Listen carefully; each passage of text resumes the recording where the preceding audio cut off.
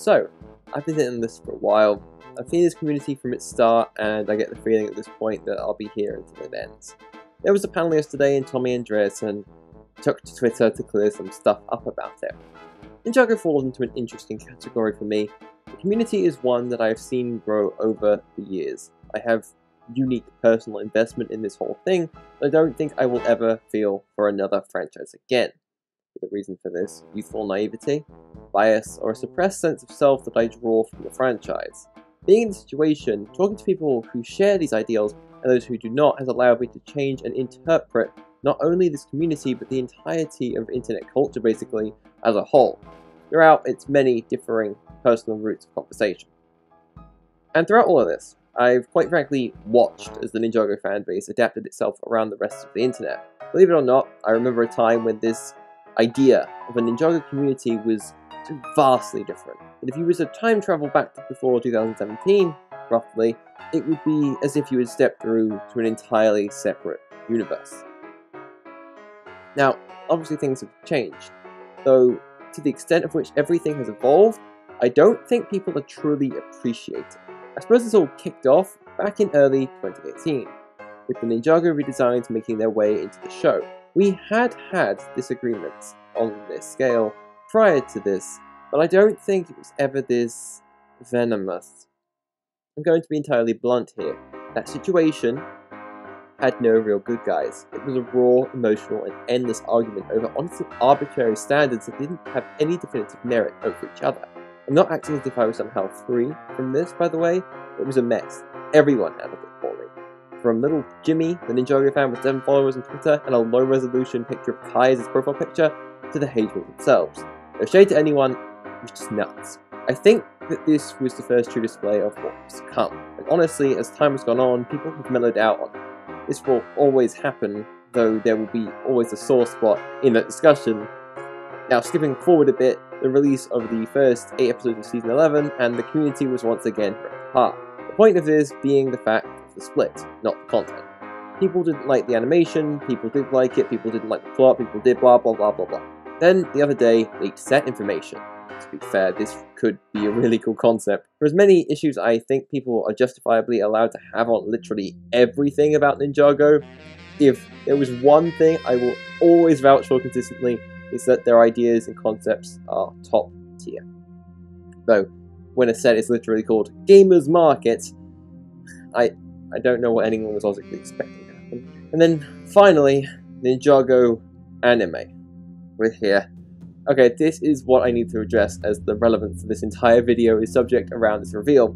First things first though, I'm going to debunk this right now. I feel that Tommy Andreasen was somewhat careless in his reference to the 2D animation. In this sense, anime has a very potent stigma on the internet. I don't think anyone needs to be reminded of that. I'm not saying Tommy is out of touch or anything, but perhaps this was not the best way to word it, even if it was accurate in a sense. Ninjago cannot be anime.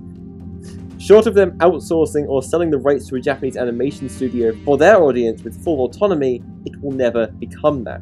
The difference between being inspired visually by the most common visual style in Japanese animated entertainment is completely different to Ninjago becoming a Japanese property, subject to the vast cultural differences that might blend in with these more negative representations of anime and manga in the West, or on the internet.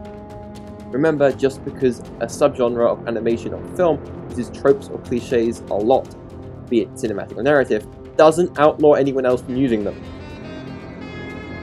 Tommy cleared this up in a later tweet where he made it clear that this was simply a visual style that they wanted to point out. It makes logical sense, actually, Ninjago being based off of many cultures, including Japanese. They look to modern cultural equivalent of Japanese notoriety for something like this. Again, it cannot be anime, but it doesn't mean it can't employ visual and auditory tropes of that work to create somewhat of a homage. He also brought up sock puppets and stop motion, okay? Stop looking into this so intently. At the end of the day, Tommy is just a guy. He's someone I respect like few others, and I've spent countless hours over the last 2 years dedicated to something he's made personally. If that doesn't show you how much I like him and his work, nothing will. But guys, he's just one man. He's just like anyone else in this world. He makes his mistakes, but his work and the work of the people on Ninjago is what we're all here for. Him slipping up in reference to new content is frankly not unsurprising when evaluating the dynamic that is formed around us versus him. There is so much depth to this, and I can't get it all, but this leads me on to the next point. Fandom.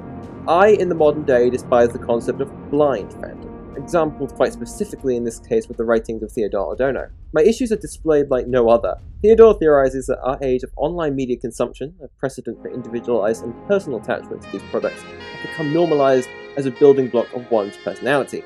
This is a major issue, specifically within this community due to the relative ages of those within. And it encapsulates the entirety of the community in every issue faced. At the end of the day, Ninjago is a franchise with the goal of profit. The toy line, although spectacular and worth the money, is compounded by the show in the form of advertisement. Watch the show, get invested, buy the toys, repeat, rinse, repeat. I bring massive praise to the writers throughout the years, from the Hagemans to Braggy, because as they revealed, Ninjago was an incremental thing, rather than a massive plan they all laid out years ago. They took it as it came, and created a show that has become so many different things. If I had to describe Ninjago, it would be not afraid of it. Distancing yourself from the media you consume is an important step in evaluating that media, which contextualizes this whole positivity versus negativity subtext that seems to be on everyone's minds nowadays. To take a quick step back, though, I want to levy this point in relation to the changes that have been got to the show. I think at this point I have finally understood what I spent so long trying to deny. I will hold my hands up. I have been guilty of misunderstanding the viewpoint of the creators in favour of my own biased desires for the show. I understand this now. I recognise that my initial reading of the show back in 2011 was not the direction they ever intended to follow, at least not after they were greenlighted by LEGO for more. Obviously, this would be ridiculous for me to assume, but I did. I was a stupid kid. I think a lot of us do this, actually. Don't get me wrong, I've enjoyed much of Ninjago. However, I'd be lying if I didn't admit that it didn't quite appeal to my original interest. I personally really wanted a solid, slowly and carefully crafted show about LEGO Ninja that meshed together cultures and theming as masterfully as a good comparison to something like Avatar: The Last Airbender. But LEGO, I feel like a better analogy for what Ninjago is like if Avatar, with its deeper theme potential, had a child with the first few seasons of SpongeBob. This sense of what I wanted Ninjago to be flavoured my view on pretty much everything. It's quite telling actually, and I fully admit to my own flaws. And this conclusion of mine was reached at a certain state. I came to this reading on my own, and when I took into account a whole range of factors that I had been either ignoring or simply blind to, it's no coincidence that a lot of other people are also making their final judgments. I know you've seen it, or if you're a long-time fan yourself, you might be also making your own. I think this realization that the transmedia convergence community we built online, this embodiment of each of our own thoughts and feelings on something like Ninjago, which, as I discussed, had no concrete base, turned into a brilliantly clear lens of which to view the effect that the internet has on people. Web 2.0 and the emergence of this culture, as it cultivates around social media and information webbing, this stripped down of interest to such a small and focused degree, hyperfocuses in all the many simulated readings made by everyone who interacts with it. It has reduced the sensibilities of us down to such a small window, and as I said, it used to be very different. Of course, individual growth has occurred. Tommy Andreessen himself is a good example of this. I think he will admit he has evolved his view of people throughout his experience online, but it's plain in retrospect how we ebbed and flowed with the general times. YouTube goes rant style and toxic for 2016, suddenly the internet is looking at things differently and people in the community begin to fill this role. Of course, this is only scratching the surface of a true psychological review, but it continues. The Last Jedi splits the Star Wars fandom in half and it's felt all of the internet. Ninjago then gets redesigned. Is it just me, or has this polarizing negative bad, positive good mindset sprung up since then? Sure, the internet will probably never truly understand the value of both of these things, and I will discuss this in a bit. But can you really tell me this was just a coincidence? That the controversy that we're getting up in arms about is unrelated? No. I think this speaks even more volumes as to when you take into account who makes up the community. I was 10 when Ninjago started. It's been 8 years, and now here I'm only just finally starting to look at life in this way. Just think for a moment. If I'm basically the middle ground, the proper demographic for the 2011 sets, then think about how this whole thing started, how we all came together on the internet and began to form around each other. Look at the other LEGO fandoms, look at how we've changed with the times, how we have quite literally grown. Not just in size, but the general intention. And now, there's this massive gap between new fans coming on and us old fans. Combine this with, well, everything. Ninjago has always been a somewhat fluid and non-solid entity.